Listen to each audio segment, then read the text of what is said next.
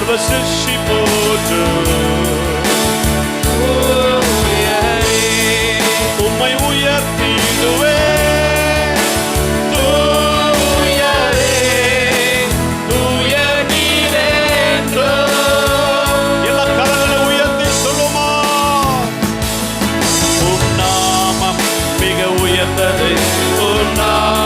சத்தமா தேவனுடைய பிரச்சனை அவருடைய பரலோகம் இந்த இடத்துல இறங்கி வரும்படியாக, கர்த்தர் உங்களை பலப்படுத்தும்படியாய், கர்த்தர் உங்களை சுகமாக்கும்படியாய், let the miracle.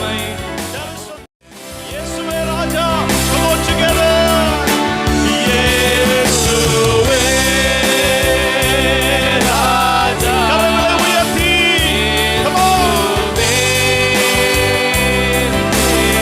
எல்லாம் சேர்ந்து உற்சாகத்தோடு இயேசுவே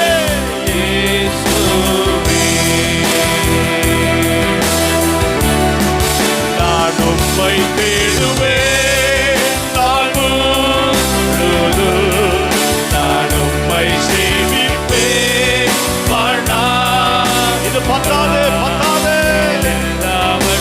இன்னும் அதிகமா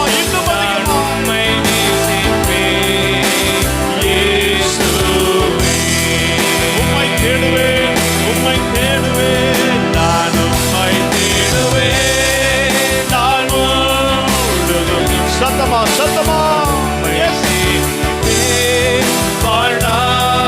வாழ்நாளெல்லாம் எனதெல்லாவற்றையும் நான் உம்மை நேசிப்பேன் இயேசுவே. கரங்களை உயர்த்தி பாடுவோமா எல்லாம் சேர்ந்து? இயேசுவே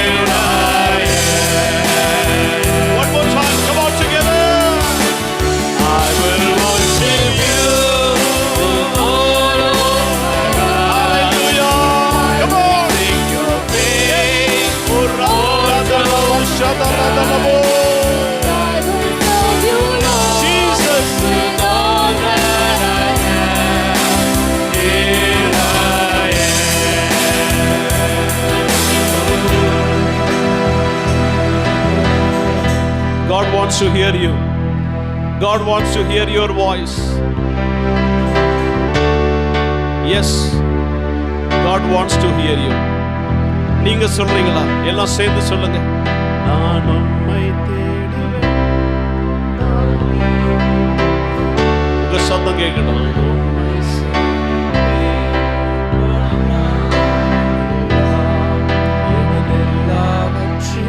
உங்க சத்தம் கேட்கட்டும். உள்ளத்தின் ஆழத்திலிருந்து உடைய உள்ளம் பாடட்டும், ஆத்மா பாடட்டும், ஊற்றி விடுங்கள். நான் உம்மை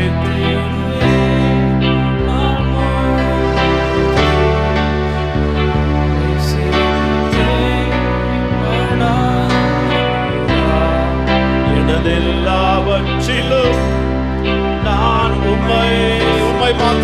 மாத்திரம். ரெண்டு கரத்தையும் தலைக்கு மேல தூக்கி, can you raise your hands? Louder, louder, louder.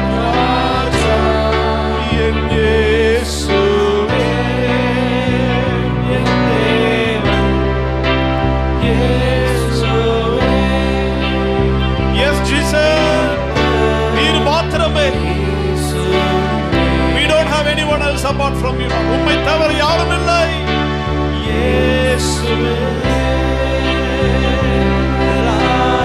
Come on, வெட்கப்படாதீங்க. தைரியமா, உற்சாகமா, உரிமையோடு கர்த்தருடைய சமூகத்தில், உரிமையோடு.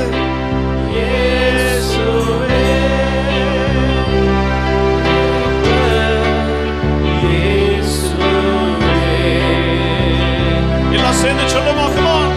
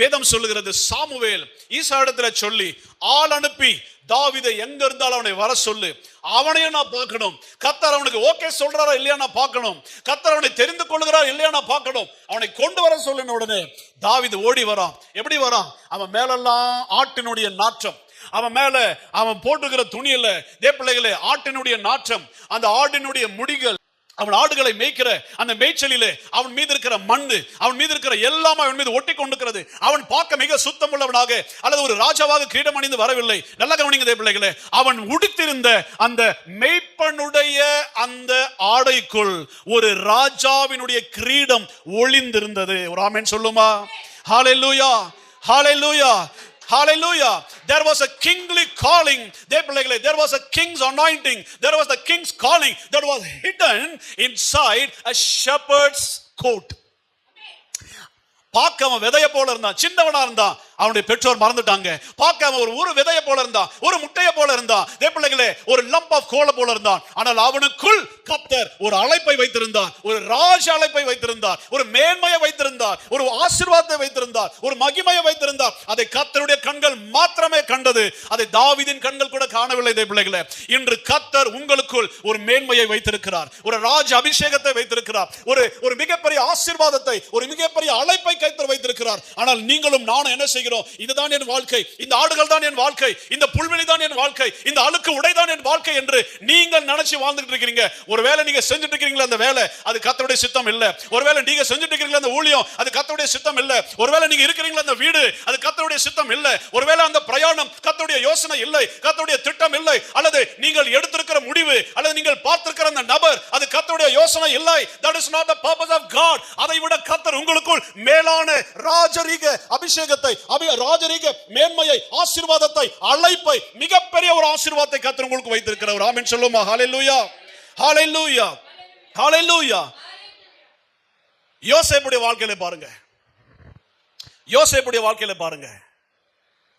கர்த்தர் முகத்தை பார்க்கிறவர் அல்ல, அவர் இருதயத்தை பார்க்கிறவர். ஒரு ஆமீனா? கர்த்தர் முகத்தை பார்க்கிறவர் அல்ல, அவர் எதை பார்க்கிறவர்? இது இருதயத்தை பார்க்கிறவரா இருக்கிற. ஒரு ஆமீன் சொல்லுவோமா? சில நேரத்துல உங்க குடும்பமே உங்களை புறக்கணிக்கும்.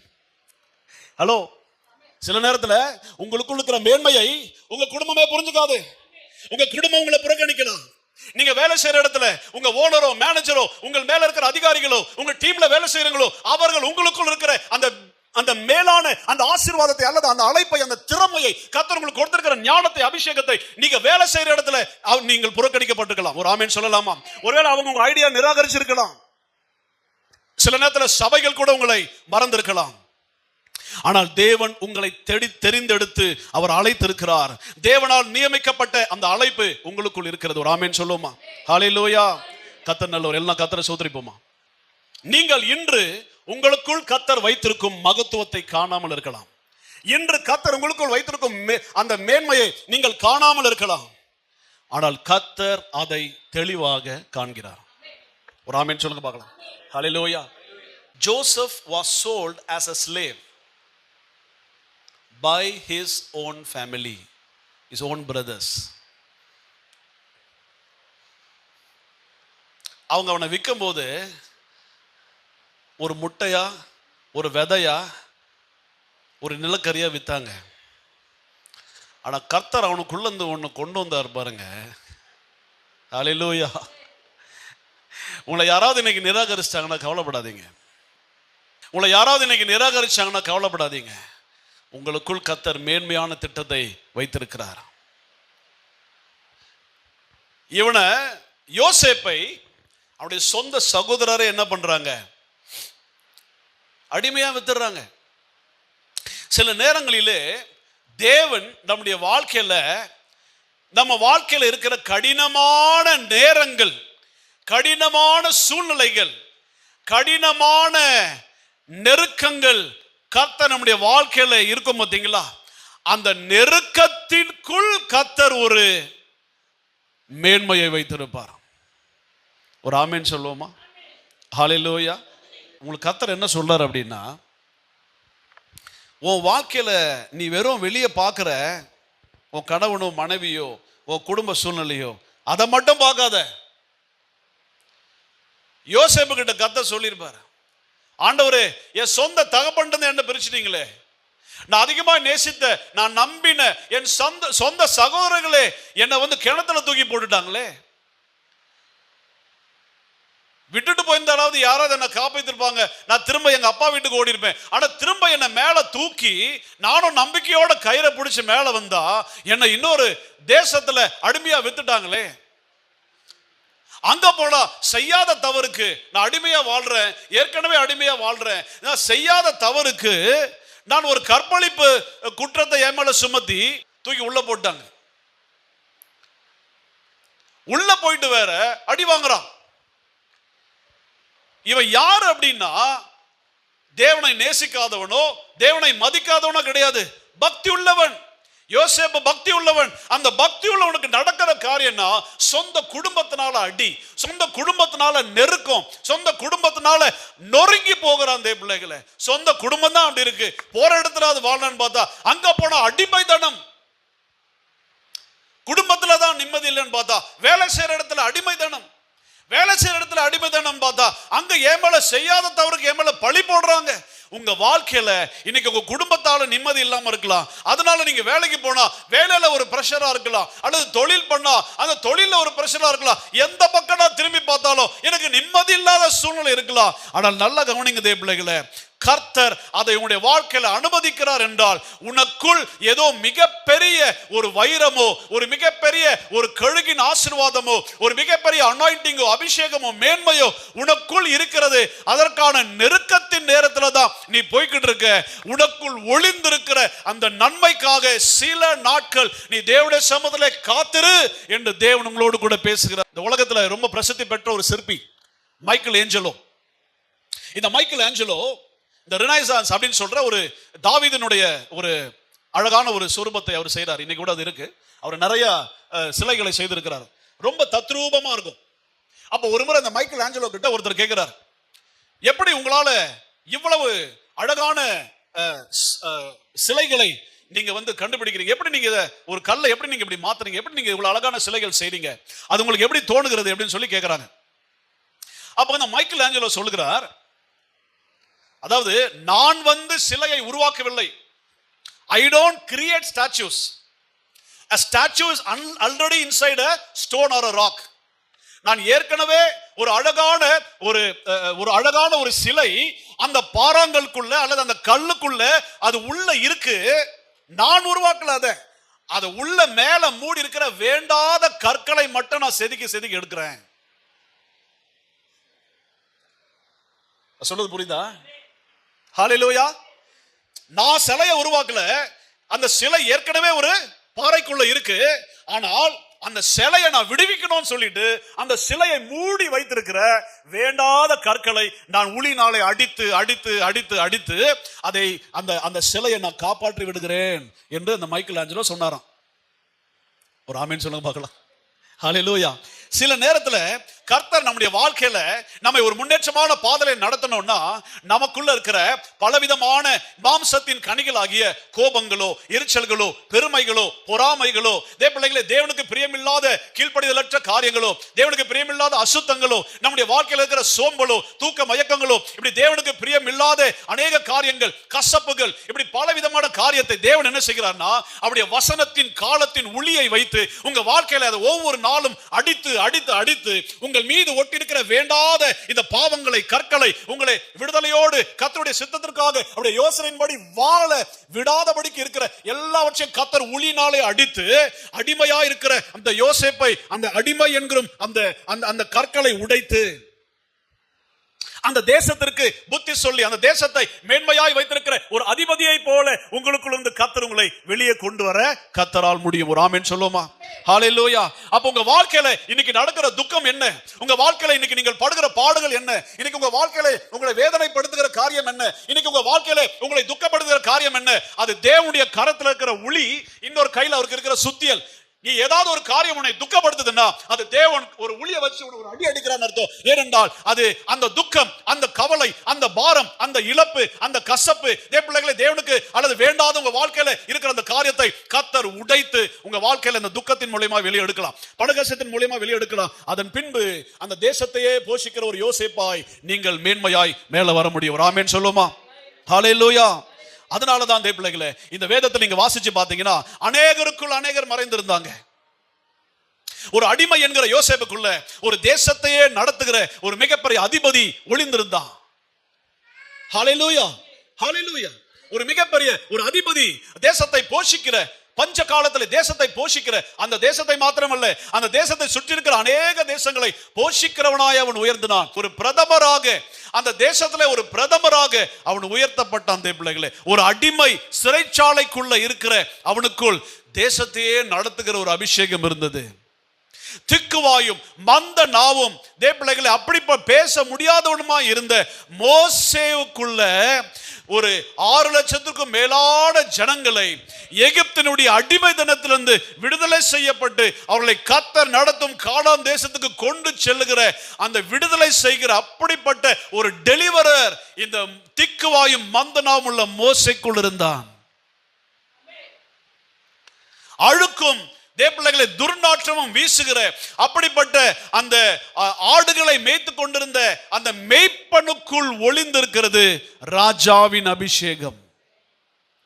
தாயையும் தகப்பனையும் இழந்து ஒரு அனாதை போல வாழ்ந்து கொண்டிருந்த எஸ்தர் என்கிற ஒரு அனாதை மகளுக்குள் ஒரு மிகப்பெரிய ராஜாத்தி என்னும் ஒரு அபிஷேகம் ஒளிந்து கொண்டிருந்தது. ஒரு ஆமென் சொல்லுமா? ஹல்லேலூயா.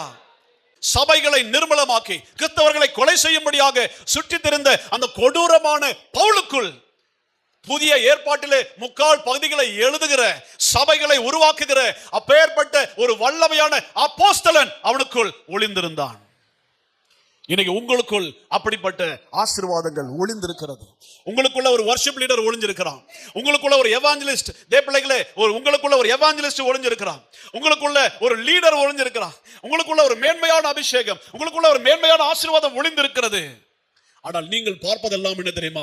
விதைதான். அந்த விதை என்னது? உங்களுடைய கூச்சம், உங்களுடைய பயம், உங்களுடைய தயக்கம், உங்களுடைய தாழ்வு மனப்பான்மை, உங்களுடைய சிந்தனைகள். ஐயோ, நான் ஒரு ஊழியக்கார குடும்பத்தில் பிறக்கவில்லை, என்னால் உங்க அளவுக்கு அதை செய்ய முடியாது. நான் இப்படிப்பட்ட குடும்பத்தில் பிறக்கவில்லை, எனக்கு அதில் பழக்கமே இல்லை, என்னால் அதை செய்ய முடியாது என்று நீங்கள் தான் விதையையும் முட்டையையும் அந்த நிலக்கரியும் பார்த்து கொண்டிருக்கிறீர்கள். ஆனால் கர்த்தர் உங்களுக்குள் ஒரு மேன்மையான ஆசீர்வாதத்தை வைத்திருக்கிறார்.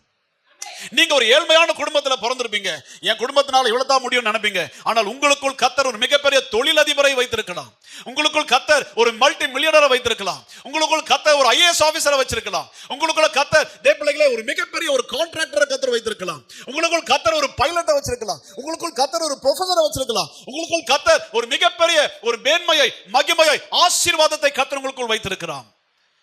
அதுதான் கர்த்தருடைய யோசனை. அதுதான் கர்த்தருடைய யோசனை. உங்களுடைய யோசனை நிலை நிற்காது, ஆனால் கர்த்தருடைய யோசனை நிலை நிற்கும். ஒரு ஆமென் சொல்லுமா? ஹல்லேலூயா. நல்லா தெரிஞ்சுக்கோங்க தேவ பிள்ளைகளே, இன்று உங்களுக்கு இருக்கிற நிலை, இன்னைக்கு நீங்க என்ன நிலைமையில இருக்கிறீங்க? பண கஷ்டத்துல இருக்கிறீங்க, குடும்ப பிரச்சனையில் இருக்கிறீங்க, சுகவீனத்துல இருக்கிறீங்க, ஏதாவது ஒரு பலவீனத்துல இருக்கிறீங்க. இன்னைக்கு நீங்க இருக்கிற இந்த நிலைமை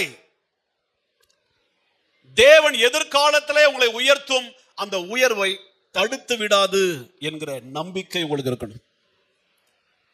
ஹல்லேலூயா, ஹல்லேலூயா.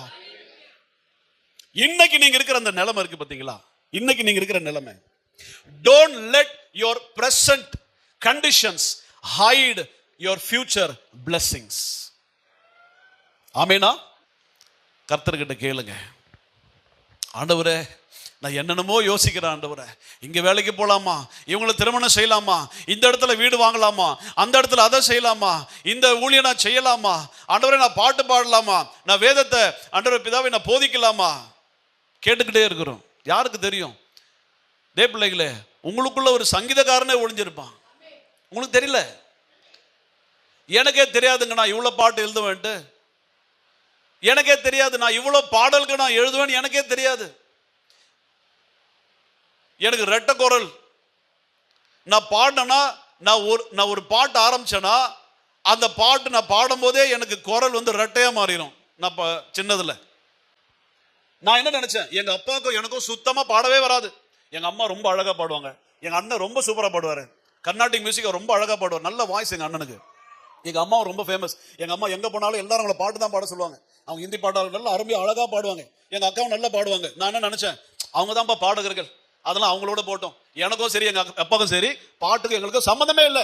ஆனா எங்க வீட்டுல முதல் பாட்டு எழுதி CD ரிலீஸ் பண்ணது நான் தான். எனக்கு ஆச்சரியமா இருக்கு, இதை நான் பெருமையா சொல்லல தேவ பிள்ளைகளே. நான் என்னை எப்படி பார்த்தேன்னா, கருப்பா ஷேப்லெஸ்ஸா இருக்கிற ஒரு நிலக்கரியா பார்த்தேன். ஆனா எனக்குள் பாடல்களை எழுதுகிற அபிஷேகத்தை கர்த்தர் வைத்திருக்கிறார் என்பது எனக்கு தெரியாது. நான் எழுதின அப்புறம் தான் எனக்கே தெரியும். எழுதின அப்புறம் ரொம்ப நாளா பாட்டை வச்சுட்டு இருந்தேன். ஏன் இது நம்ம பாடல் CD-யா போடக்கூடாது, CD-யாவும் போட்டாச்சு. இப்ப நான் ஜெபம் பண்ணிட்டு இருக்கேன், ஏன் இதை விஷுவலைஸ் பண்ணக்கூடாது? ஒரு ஆமென் சொல்லுங்களேன். ஹல்லேலூயா. உங்களுக்குள் ஒரு மேன்மை ஒளிந்திருக்கிறது, உங்களுக்குள் ஒரு உயர்வு ஒளிந்திருக்கிறது, உங்களுக்குள் கர்த்தருடைய யோசனை ஒளிந்திருக்கிறது.